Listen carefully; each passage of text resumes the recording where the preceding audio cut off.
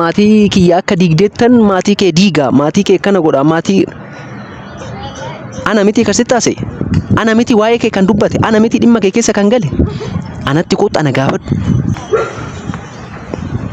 ergama ergaa jirtu maa dhiiran ergin dhimma ittiin na bira fiddeessan dhiiran maa na bira hin fidin bakka maali kana dhiira ta'anii dubbii akkatti olii gadi lallaaquun hin barbaachisu. Sababni isaa jaallattanis jibbitanis caaltuun Muktaaritti araaramuun ishii hin hafu.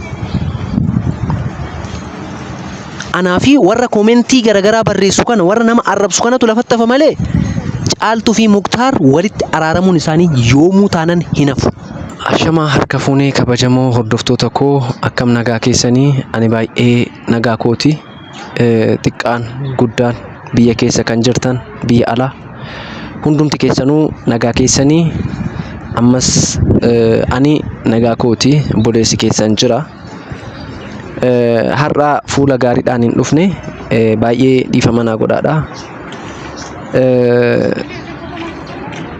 waa nama mudachuun hin hafuka namni waan tokko tarii waan tokko filatee karaa viidiyoo gad lakkisuu danda'a. Garuu wantoonni inni gad hin lakkisne wantoonni inni garaatti qabatee taa'u waan baay'eedha. Garuu har'a waan tokko isiniin jechuudhaaf dhufeera. Innis waa'ee Muktaari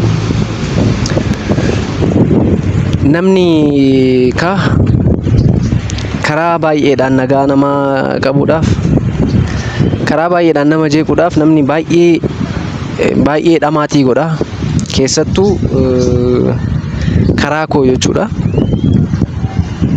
baay'ee namni dhamaatii godha jireenya namaa balleessuudhaaf jireenya namaa diiguudhaaf bakka waan namaa balleessuudhaaf hin dhama kanuma keessatti garuu nagaan qaba waaqni ulfaatu maal jedhee akkan isinitti haasa'uun beeku garuu waan kana dirqama asirra baasuun dirqama isinitti fiduun dirqama waa isinitti himuun baay'ee na dirqamsiiseera keessi koo baay'ee na dirqamsiiseera haalichi jiru jechuudha waan kana yoon jedhu tarii namoonni baay'een naxxaaruu dandeessanii tarii immoo namni wanni akkanaa isin qunnamee beektan yookiin immoo keessa koo dhugaa koo namni sirriitti dhaggeeffattanii hubattanii waa'ee koo jalqaba irraa kaastanii isinii galee garuu waan kana gochuu kootti bakka jechuun na deeggaruu dandeessu. Namoonni tarii isiniin galle immoo maaliif akkas godhe jechuun keessan hin hafu na arrabsuun keessan hin hafu garuu na arrabsitanis dhiistanis maal homaa gochuu hin danda'u homaa gochuu hin danda'u kanaan duras na arrabsitanii beektan garuu na arrabsitanis bakka anatu balleessidheen fudhadha balleessaa kootinii jedheetan fudhadha egaa wantan dogoggore irratti na gorsaa turtanii wantan immoo gaarii hojjedhe irratti gaariidha jabaadhu naan jechaa turtanii na deeggaraa turtanii garuu waan tokko jechuufan dhufe innis Muktaar dhiifama gaafachuu fan ta'a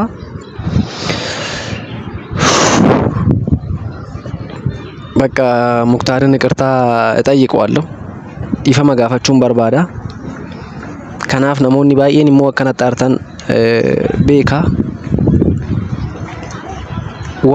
wanni ta'e wayii natti dhaga'ameera haa ta'u garuu namni kaa waanuma itti fakkaate waanuma arge waanuma haasa'uu barbaadu haasa'a waan kanaan dura mudate irratti waa taajjabeetan ture tarii isinis beekuu dandeessu kana jedheetis haasa'uu baadhu anis maatii kootiif anis warra kootiif amanamaadha maqaa caaltuutiin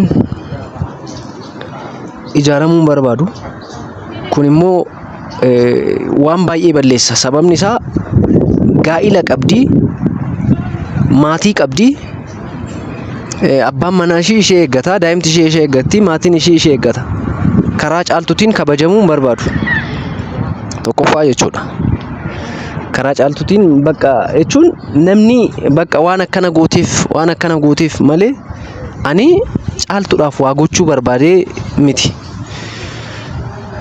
Bakka yaanni yeroo tokko nama deeggarsa godhu waan nama deeggaruu fakkaatu namas balleessa jedhana. Bakka namas hin balleessa.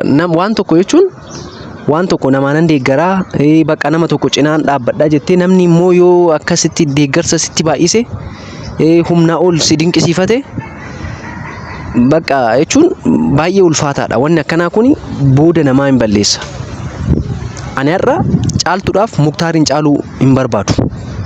Bakka caaltuudhaaf Muktaarin caaluu hin barbaadu. Ana caalaa Muktaartu caalaaf. Anarra Muktaartu ishiidhaaf dhiyoodha. Ani omba isaan immoo haadha manaaf abbaa manaati. Daa'ima of gidduudhaa qabu. Kanaaf ana caalatti caaltuu kan jaallatu, caaltuu kan barbaadu Muktaar. Ana caalatti caaltuu kan deeggaru, caaltuu kan gargaaru Muktaar. Ani har'as waan hamaa arge tokko bira dabruun jaaladhu. Bakka kuni xiqqummaa kiyyarraa jechuudha. Kun jechuun anaaf uumama kiyya. Eenyumtummoo namni baay'een immoo waan akkasiiti. Bakka waan bira jiru tokko waan biratti uumama waan badii biratti ta'aa jiru tokko hin callisu. Inni afaan isaatiin baasee dubbachuu iyyuu baatu garaan isaaf hin callisu. Bakka garaan isaa calin jedhuuf. Kanaafi bakka ani ammas caaltuun isa akka dhageechuun barbaada Muktaarirra hin caalufan. Yoon akkana jedhu tarii waa uumameeti wanti uumame jira jechuu dandeessu. Wanti uumame baay'een jira. Viidiyoo kana share gootanii Muktaar biraan akka nageessan nan barbaada. Muktaaris viidiyoo kana akka dhageessu beeka. Viidiyoo kana hin dhageessa. Garuu waan tokkoon sitti hima. Jalqabatti dhiifama siin nan jedha. Garuu dhiirri karaa kanaan namatti hin dhufu. Karaa kanaan namatti hin deemu dhiirri. Bakka dhiira hootaa ta'e karaa dhiirri ittiin deemu, karaa dhiirri ittiin namatti dhufuun namatti kottu. Bakka dhiira ta'anii dubbii olii gadi dubara wajjin dhiifama naa godha. Dubartiin cimtuun, dubartiin beektuun jirti. Akkasuma immoo dubartiin bakka hin jiraa miti ree. Ani kana bakka hin beekan. Kana dubara wajjin olii gadi waree lallaaqanii wanni gochuun gaarii miti. Maatii kiyya akka diigdeettan maatii kee diigaa, maatii kee kana godha, maatii ana miti akkasitti taase. Ana miti waa'ee kee kan dubbate, ana miti dhimma kee keessa kan gale. Anatti kootu ana gaafadhu. Ana dubbisi. Dubara wajjin walitti bu'uus, dubara dhiyaachuus hin barbaadu. Bakka ergama ergaa jirtu maa dhiiran ergin? Dhimma ittiin na bira fiddeessan dhiiran maa na bira hin fidin? Bakka maali kana dhiira ta'anii dubbii akkatti olii gadi lallaaquun hin barbaachisu. Dhiira yoo taate karaa dhiirri nama gaafatuun nama gaafadhu. Bakka lammaffaa immoo wanti ati akkanaa hubattu barbaadu ani maatiin Muktaar har'a jechuun karaa kanaan waan natti dhufaa beekaan. Wanti kun akkanatti itti fufee taanaani boru caaltuun akkanatti aartu beeka. Sababni isaa jaallattanis jibbitanis caaltuun Muktaaritti araaramuun ishii hin hafu.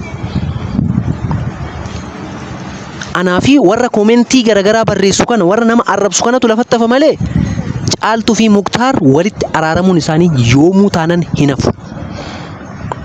Bakka hin hafu. Kana beekaa, sirriitti beekaa. Sababni isaa ani beeka waan ta'eef iccitii guutuu. Ani quban qaba waan ta'eef. Wanti hin beeku baay'een jira waan ta'eef. Waan narratti uumame, waan narratti ta'e beeka waan ta'eef. Kanaafi jaalatamummaa akkasitti caaltuu biratti jaalatamummaa akkasii fudhachuun barbaadu. Boru gaafa araaraman lafatti nafa waan ta'eef dhimma isaanii kanaan dura dhimma isaanii keessaa ba'ee bakka dhiise waan isaanii dhiiseera jedhee ba'eera harka koo dhadhaadhee keessa. Ani immoo waan kana sodaadhaaf miti beeka kanan sitti dubbadhu sodaadheetanii miti. Maatii kee diiguudhaaf maatii Muktaar diiguudhaaf ani guyyaa tokko yaadee sin beeku yaadaa sin jiru hin diignes maatii Muktaar walitti qabuufan malee maatii Muktaar tokko godhuufan malee tidaarii Muktaar diiguudhaaf guyyaa tokko yaadee hin beeku hin yaadus maaliif yaada maala nan tidaarii umbaa diigu tidaarii umbaa diigee kan koo bakka maatii Muktaar diigu walitti qabu walitti araarsuu barbaadeen malee maatii tarii maatiin kiyya kan badhee keessatti olii gadi shaafaddan kana yoo ta'e isan beekon kan badhee keessa deemtanii waan adda addaa lallaaqxan kana badheetti ol baatanii uummata wanni jettan kanaa miti. Anaaf maatii ganamaa aadaaf duudhaadhaan kan dhufe kan warri walitti isin fide kan nagaadhaan seeraan dhufe isaan walitti si qabuuf malee guyyaa takka maatii kee diiguu yaadeen beeku. Akka maatii koo diigdettan maatii kee bataam itti ulfaataadha. Dhiifama akkan sin jedhu dhimma kee keessa akkan ba'u barbaadde miti bakka dhiifama. Qaamaanis dhufee dhiifama sin gaafadha. Atis dhimma koo keessaa ba'i. Seeniin dhimma kiyya keessa sin galchu. Waa'ee koo keessa hin seeniin. Bakka waa'ee kee kanaan dura seenee dogoggoreera bakka dhiifama. Atfichaallo daa'ima gaafa fuutee caaltuun maal jettee dhukkubsattee maal hoggaattu bakka olii gadi fiigeeti waan sirrii natti fakkaate namni dogoggoraa ture dogoggoree bakka caaltu atis dhiifama namni dogoggoreera dhiifama naa godhe dhimma maatii kiyyaa keessaa immoo ba'i maatiin koo homaa sin goona maatii koo hin beektu iyyati. Qorattee maal gootee lafa seentee boolla baatee fidde malee maatii koo eenyummaa isaanii bifa isaanii hin beektu iyyati. Bakka ba'i dhimma maatii kiyyaa keessa dhimma maatii kootii keessa sin galchu. Olii gad deemtee nama wajjin olii gad dubbii olii gad fuutee waan hin taane waan hin barbaachifne yaaduun gaarii miti. Waan hin barbaachifne namarratti haasa'uun waan borutti tsatsatamtuudha wanni kuni beeki. Waan boru si miidhu. Cululuqaarraa laaliin wanna har'a sitti fakkaate godhin itti yaade dura maali teechee nama baratee miteeti. Itamaarka sa'uun asibbat qusbilee asib mari'adhu namaanis nama sammuu qabuun mari'adhu nama xiqqoo sirra jiruun isaanin mari'adhu waan gochaa deemtu kana. Dhugumaa micaan kun gaa'ela kiyya diiguudha haadha manaa keetan sirratti jaaladheen. Moo kan badhee keessa wajjin deemtu kanan sin jaaladhadhee ni argite. Moo addaan ba'a addaan diigamaan jedheen. Caaltuu biras dhaabbadhee booda araaramuun keessa hin hafu. Waan kana gattaa afura mari'adhaa. Amma obboleessa maatii kee bira ga'uutitti jechuudha. Nama maakaraa hin taane miidham nama maakaraa hin taane wanni gootaa daa'imtuun boru daa'imateetiti yoo guddatte viidiyoo kana ilaaltiti sin jechaa ture. Malee maatii kee diiguudhaaf guyyaa tokko yaadeen beekon maatii namaa diiguu sin barbaadu kana rabbi sin jaalatu waaqni sin jaalatu kana.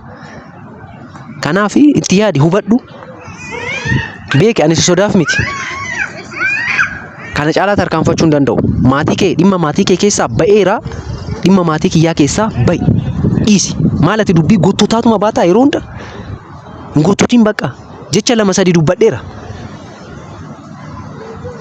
Waa'ee dhimma keechanii viidiyoo muraasa gallakkiseera bakka waan viidiyoo irratti gallakkisan malee waan biraa waan addaa dhokadhee deemee maal godhe hin jiru. Kanaaf dhimma koo keessaa ba'i dhimma kiyya keessa hin galin. Maatii kee yoo barbaachise hin laalu yoon ijaanuu hin laalu. Kanaaf dhimma kee kiyya keessa akka hin seenne kanaan booda. Waa'ee dhimma keetii dhiiseera. Waa'ee dhimma keetii dhiiseera, calliseera, maatii kee keessaa ba'eera. Waa'ee maatii keetiis hin dubbadhu, maatii keetittis hin dhiyaadhu, maatii koo keessaa ba'e. Kanaan hin ta'u taanaan immoo hin argatta. Kana sirriitti hubadhu. Sirriitti hubadhu. kana caalaa waa'ee keetiif viidiyoo hojjechuun barbaadu. Kanammoo bilbila keetii irratti dagaagamee dawwalee naa kaasuu dinnaanan bakka namnis haa baruuf. Namnis dursee haa baruuf karaa kanaan sitti dhufe malee waa'ee dhimma kiyyaa keessaa akka baatu har'umarraa kaaseen si asxanaqqaqa. Dhimma kiyya keessaa ba'i. Dhimma kee keessaa ba'eera.